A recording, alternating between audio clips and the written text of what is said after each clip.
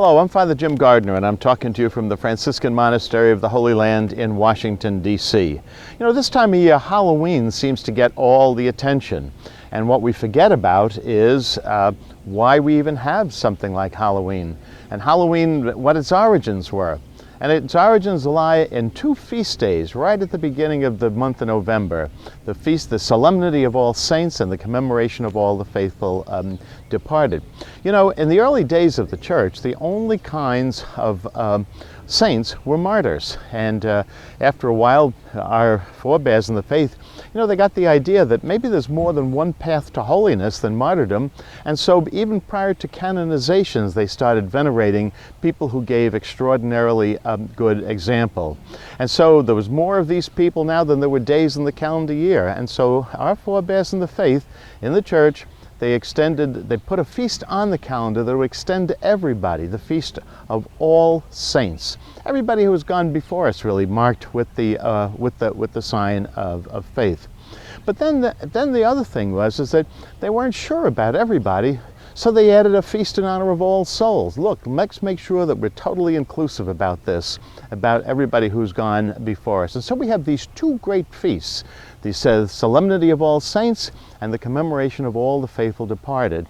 And you want to know something? In the Middle Ages, I found out that in the British Isles, poor people would go door to door and say that they would pray for your deceased relatives, and in exchange, they would get a special kind of a scone. I mean, that's the origins of what we do today with trick or treat on All Hallows Eve. But where does that leave us? I think it leaves us with three things to think about. Number one, it leaves us with the thought about this whole idea of the communion of saints. You know, we really are related to one another. And how are we related? Through baptism. And then at the funeral rite, I think it's interesting, there's that one prayer that we're reminded that even death doesn't unravel the relationships of family, friends, etc. We are really related to one another. That's number one.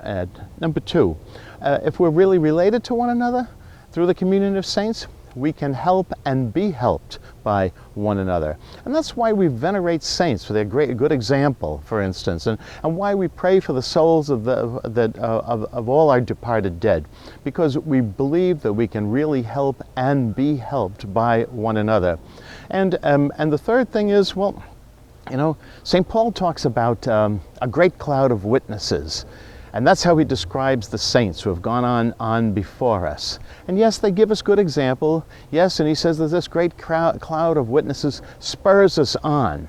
But that should be a hint to us that you and I need to be part of this cloud of witnesses here. What kind of example do we give to one another that spur one another on in progress in our spiritual lives? What is the example we give?